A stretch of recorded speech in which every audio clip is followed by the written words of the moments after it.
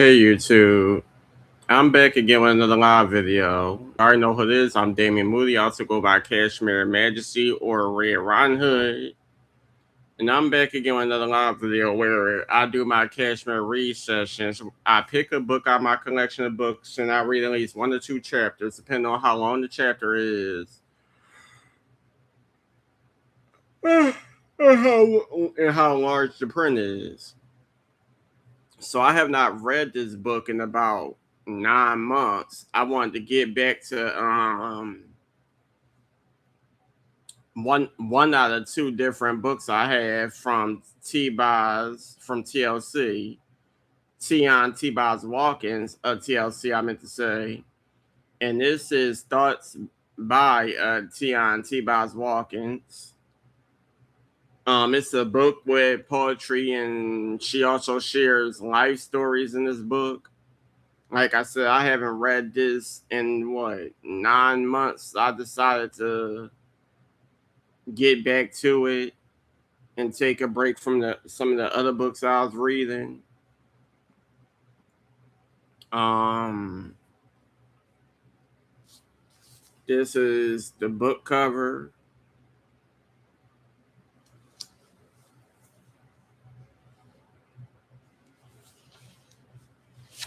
To be honest, I don't know which part I'm on because I hope I ain't do no further videos reading this book.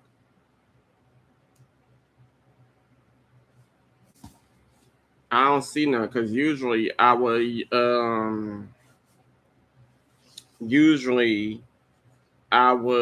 put part one, part two, part three, but I know for sure some of my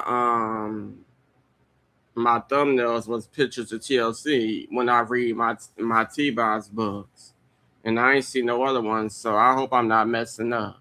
But anywho,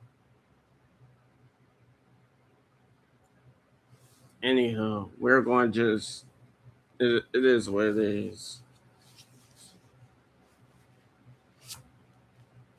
So we're on a chapter called Coco.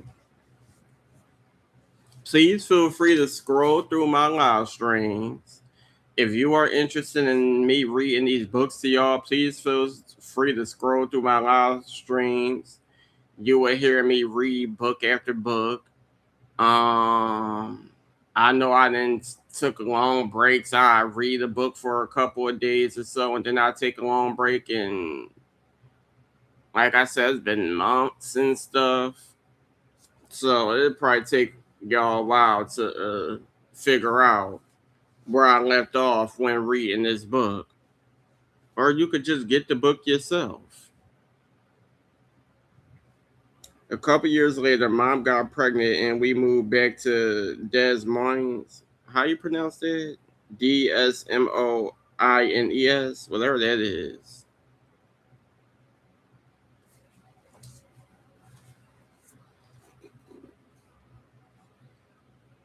All right, I don't know what just happened. He was on here and then he just got off.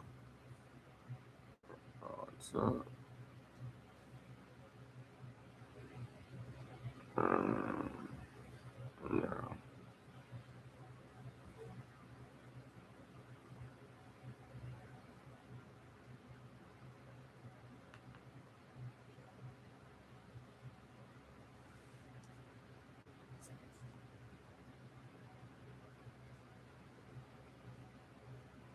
Mm.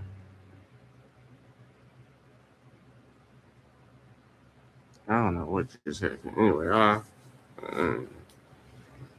so it says a couple years later, mom got pregnant and we moved back to Des Moines so we could live with grandma and mom could have the baby. To tell the truth, I had no idea what was going to happen. I knew she was pregnant. Should I wait? Because I am a little hungry. Hold on. I'll be right back. I'll be right back. I need some water too. My throat hurt. Hold on. Let me dump this shirt back on. You know what's I'm gonna leave. I think the shirt's gotta come on. You know, let's get yours head on. I could go run downstairs real quick. I need some water or something to drink or something. My throat is hurting. I got way over to goddamn 13. So I can get some stamps.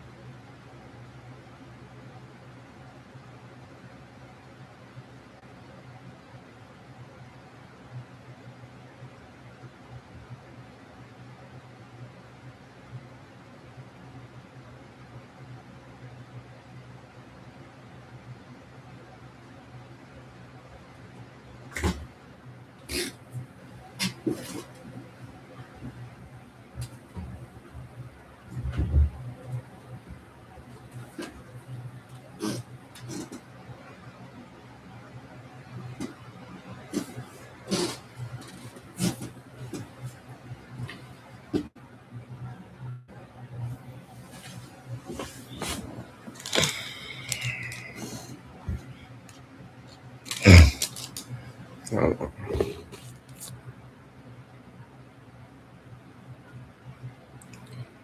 my bad, you two, y'all. Please forgive me.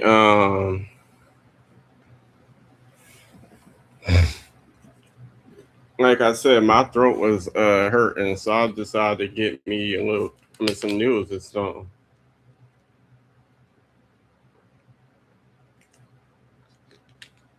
and some water.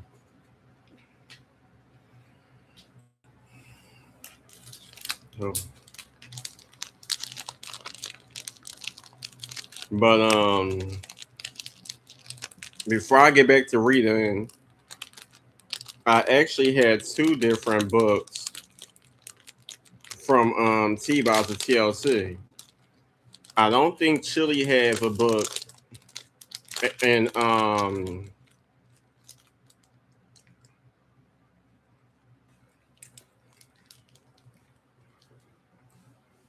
I know Left Eye.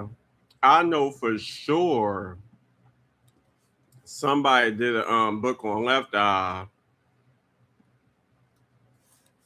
Um,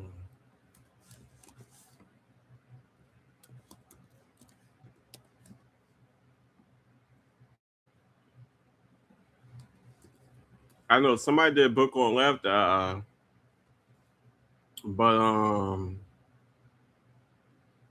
you could barely find it.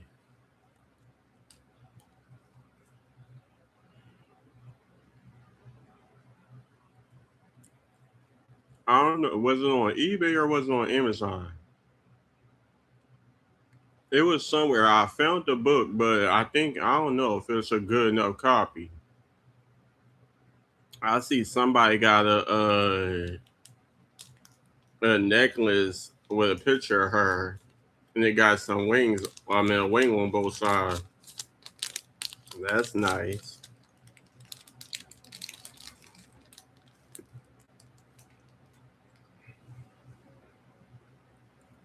The crazy thing about it is, I see Leah's family is pitching and doing stuff here and there when it comes to Leah's legacy. Like the clothing line, it's all these clothes with a Leah on it.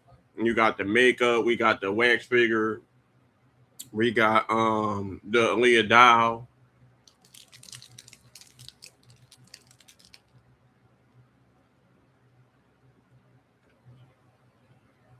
And I feel like Left Eye was just as much love as Aaliyah. So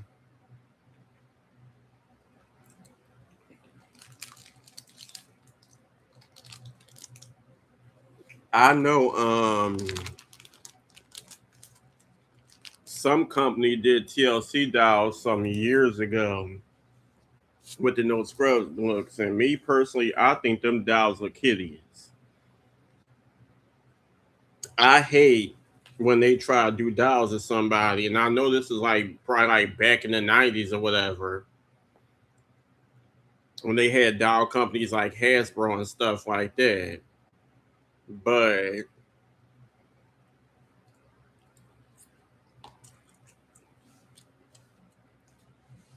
even though even if you're not as good with your face molding, painting and stuff like that, at least do better when it comes to making a doll in the likeness of someone, especially a celebrity. Because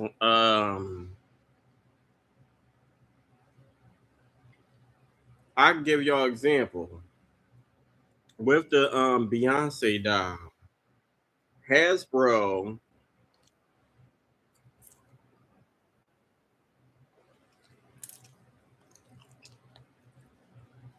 I believe Beyonce is a light skin tone woman.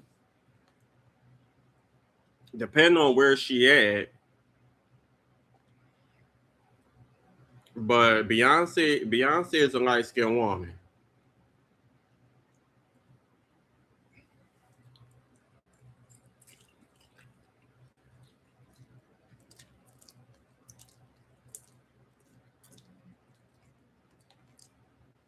with the Hasbro doll,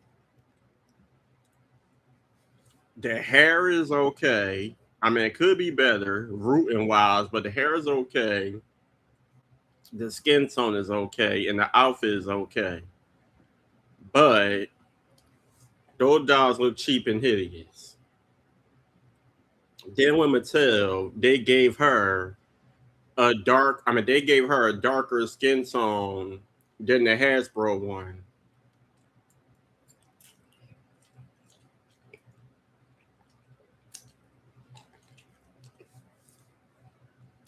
And the face somewhat looked like her, but then again, it don't. Like you could do a good repaint and make it look more like her. Leave it like that. But anywho, besides that, I never understood why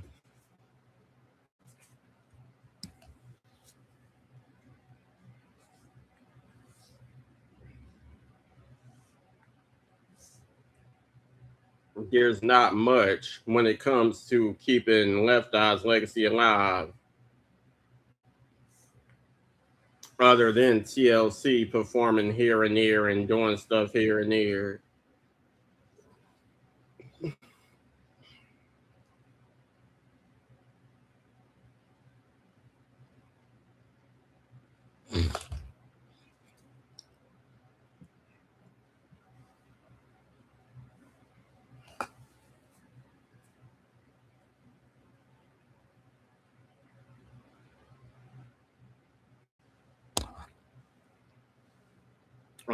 But yeah, I just feel like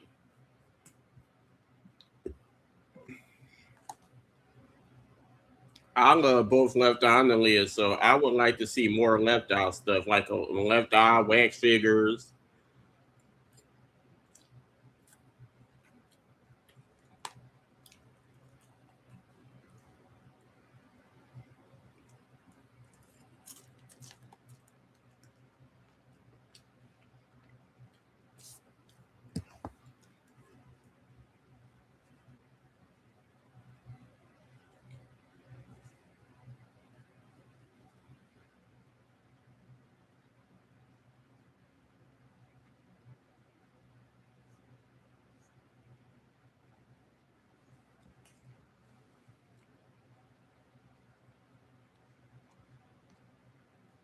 What was I saying? Oh yeah, I just feel like even just all three, like is it any TLC wax figures or something like that?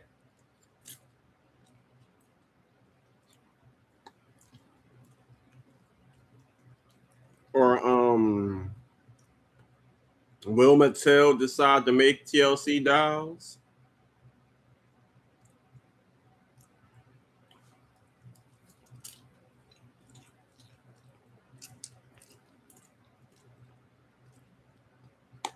I mean, they fashion trendsetters. They have amazing music videos. All three of them have nice hairstyles. I feel like it's a lot of good things when it comes to TLC that a lot more should be done.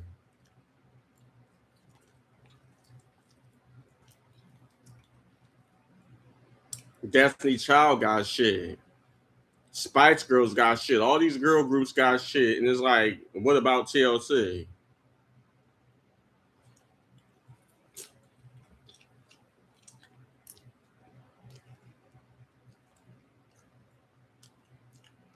Shit, to be honest, I personally look at Left Eye.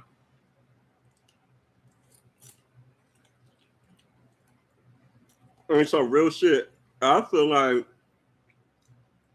Left Eye is a true person when it comes to who inspired people like Little Mama, Nicki Minaj, and all these animated rappers.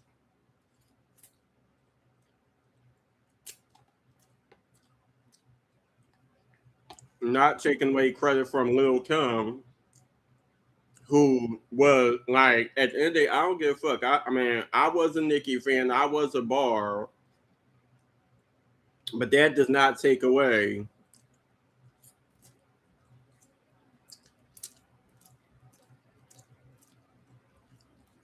what Lil Kim did. I'm a Lil Kim fan. I've always been a Lil Kim fan. I always will be. I used to get in trouble and get my ass whooped begging for Lil Kim albums and listening to stuff I wasn't supposed to.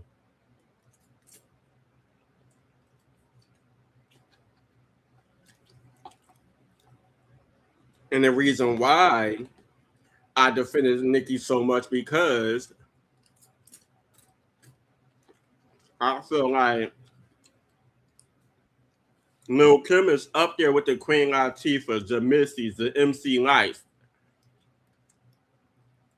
the Brat, Roxanne Shante, and all them other rappers. So when it came to Nicki doing her thing, I would like I mean I'm it's probably a lot more behind the story, but if I was Lil Kim, I wouldn't have cared because I know what I did. I know the respect I got.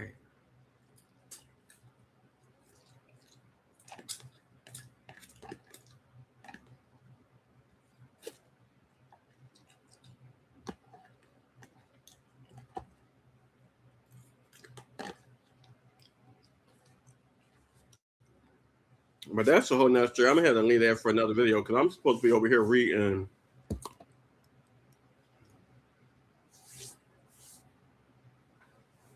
this book on T-Boz. And I'm over here talking about a whole bunch of other stuff.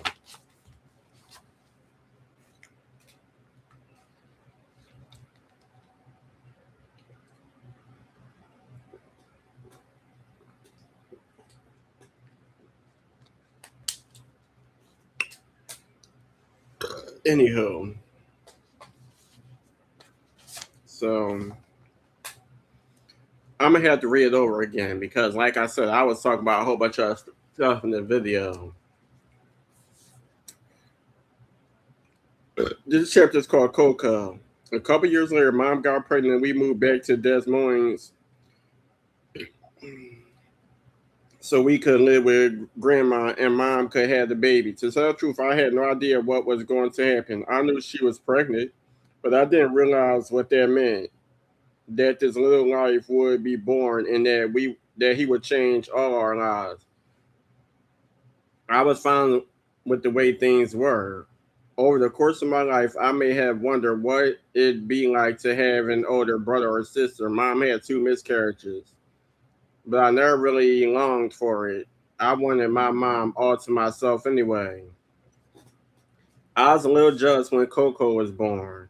I was my mommy's little girl, 12 years old, spoiled and only child who was usually the center of attention. To me, he was the thing that came home and stole the spotlight. When mom came from the hospital with the little bundle in her arms, everyone in the family would come visit and fawn over him.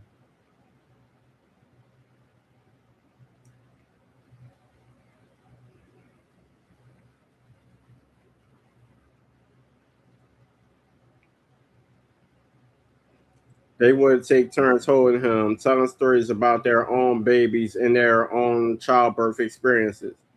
I felt that I was left to myself. I would wonder when he was going back, and finally, my mom told me he was here to stay.